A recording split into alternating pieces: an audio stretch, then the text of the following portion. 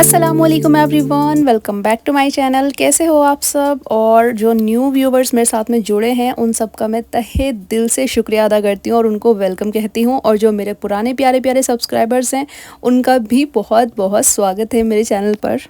जो new audience मेरे साथ में कनेक्ट हुई है उनको तो मेरे टिप्स एंड ट्रिक्स वाले वीडियोस ज़्यादा पसंद आते हैं, लेकिन जो मेरे पुराने सब्सक्राइबर्स हैं उनको व्लॉग्स ही पसंद आते हैं, डेली रूटीन व्लॉग। सो फिर रूटीन व्लॉग पर व्यूज़ आए या ना आए कोई बात नहीं, लेकिन अपने पुराने सब्सक्राइबर्स का भी तो ध्यान रखना है, क्योंकि उन्हीं की सपोर्ट की वजह से आज मेरे साथ में नई ऑडियंस भी कनेक्ट हुई है। उनके बगैर कुछ नहीं होना था। तो खैर चले अपना व्लॉग शुरू करते हैं। सुबह के टाइम से मैंने व्लॉग शुरू किया था और यहाँ पर बस ब्रेकफास्ट ही मैं बना रही थी। टिप्स और ट्रिक्स वाली वीडियोस बना बनाकर सच बताऊं तो मेरी आदत ही ख़त्म हो गई है व्लॉग बनाने की। मतलब एक थोड़ा सा चेंज आ जाता है ना आपके स्टाइल में, तो आपको समझ नहीं आ रहा होता आप क्या रिकॉर्ड करें। मैंने बहुत कोशिश करके बनाया, क्योंकि मेरी ऑडियंस को ना 12 से 13 मिनट 15 मिनट तक के व्लॉग के लिए भी लोग बोलते हैं। जब भी मैंने पूछा है तो मेरे व्यूवर्स को थोड़े लॉन्ग व्लॉग पसंद आते हैं। मैंने कोशिश की थी कि मैं लॉन्ग व्लॉग बनाऊँ, बट मुझसे हो ही नहीं पाया। पता नहीं मैं भूल गई हूँ या जो भी है।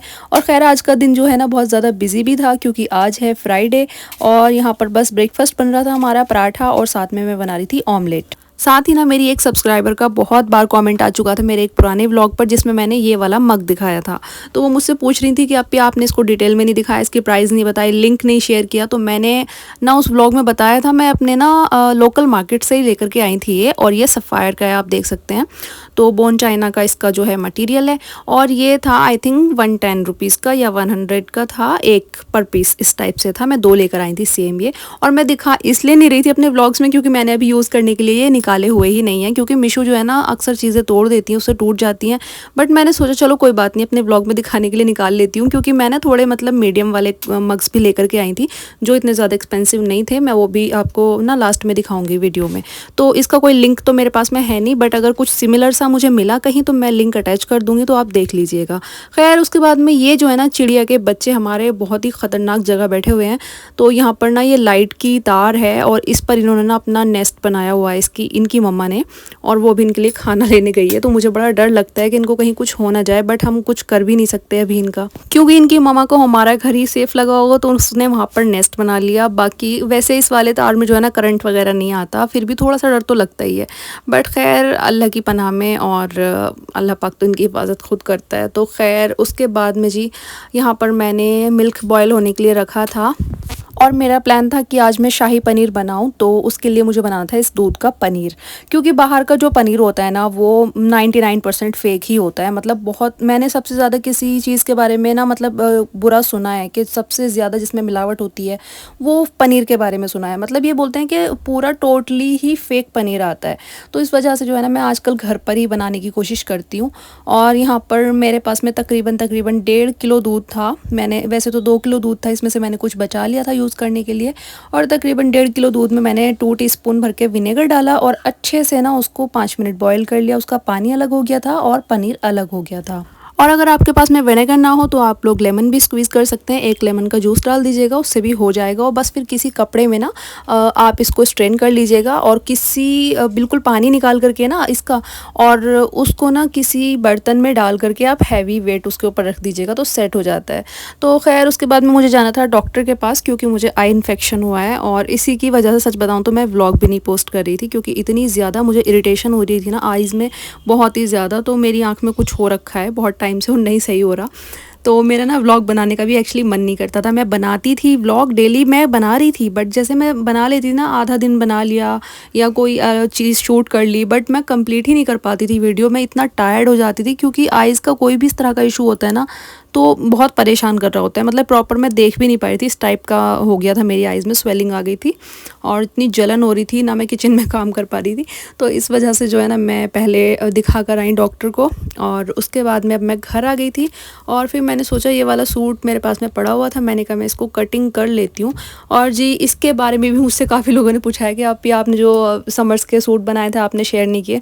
वो यार इसीलिए नहीं किए, कुछ मैंने सिलवा लिए थे और कुछ, एक तो मेरे पास में भी आप देख रहे हैं ये उन्हीं में का सूट है और ये बिना सिला हुआ रखा था। खैर अब मैं सोच रही थी कि अच्छा हुआ मैंने ये स्टिच नहीं कराया, क्योंकि मैं जो सूट पहनती हूँ ना कुर्ती की लेंथ बहुत ज़्यादा रखवाती हूँ, तो इसमें ना कपड़ा कम निकला था। मतलब मैंने 2.5 मीटर कपड़ा मांगा था, बट अगले बंदे शॉपकीपर ने ना मुझे 2 मीटर कपड़ा दिया था, तो इस वजह से मैंने रखा हुआ था ये। मैंने कहा कि मैं इसको चेंज करूँगी या इसमें का कपड़ा लाऊंगी तब सिलवाऊंगी, बट इतनी गर्मी पड़ रही है ना, जितने भी मैंने लॉन्ग शर्ट सिलवाई हैं तो मैं उन सबको पहन ही नहीं पा रही हूँ, तो इस वजह से मैंने ना इसको थोड़ा शॉर्ट करके सिला था।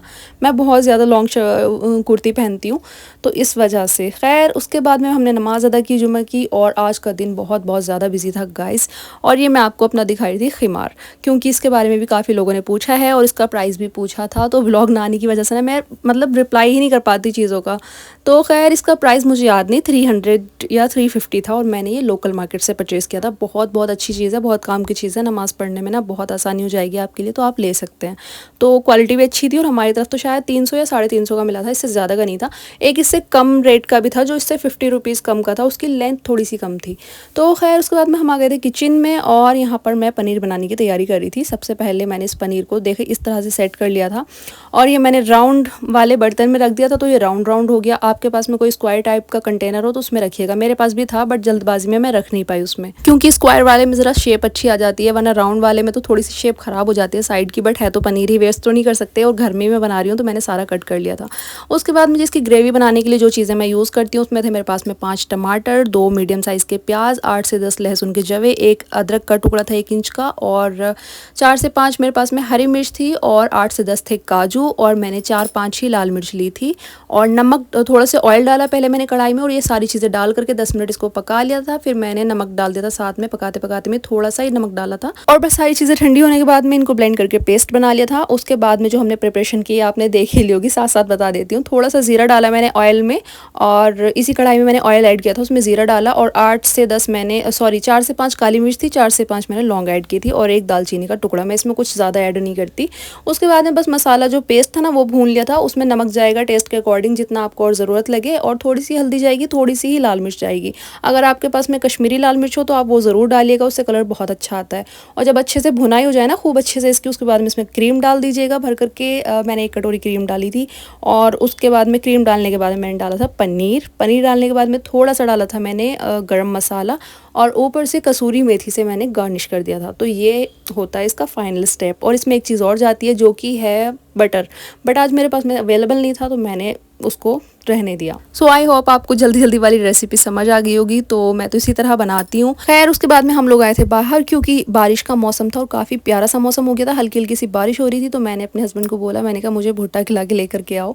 तो हम लोगों ने भुट्टा खाया, और फिर ना बारिश भी रुक गई थी। हमारी तरफ ना कोई इतनी अच्छी बारिशें नहीं हो रही हैं, बस ऐसी होती है, हल्की सी बारिश हो जाती है, और बस फिर उसके बाद में जो हब्स होती है ना बारिश ख़त्म होने के बाद में, उसको तो आप पूछो मत, क्योंकि हब्स ना बहुत परेशान करती है। गर्मी होना मतलब नॉर्मल गर्मी होना अलग चीज़ है, लेकिन जो वो हब्स हो जाती है ना उसमें इंसान बहुत परेशान हो जाता है।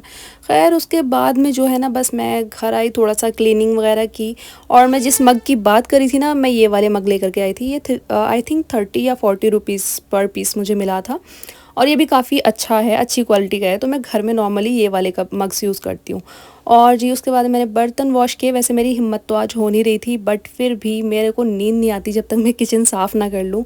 तो फिर मैंने सोचा चलो जल्दी जल्दी में जितनी क्लीनिंग मैं कर पाऊँ तो एटलीस्ट उतनी तो मैं कर ही लूँ। तो बस मैंने अपनी सिंक क्लीन की, पहले पूरी क्लियर कर दी थी, मैंने सारे बर्तन वॉश कर दिए थे, क्योंकि सिंक में अगर बर्तन पड़े हो ना फिर तो भाई मुझे नींद नहीं आती, पूरी रात ही टेंशन हो रही होती है, और सुबह को जो उठ करके ना टेंशन होती है ना बर्तनों को देखकर, वो अलग। तो खैर मैंने पूरी सिंक क्लियर कर दी थी, किचन भी मैंने पूरी जो स्लैब वगैरह सब कुछ अच्छे से क्लीन कर दिया था। ये हो गई थी हमारी क्लीनिंग कंप्लीट। ये था आज का व्लॉग। आई होप आपको मेरा व्लॉग पसंद आया होगा। पसंद आया है तो लाइक शेयर सब्सक्राइब ज़रूर कर दीजिएगा। अल्लाह हाफिज़।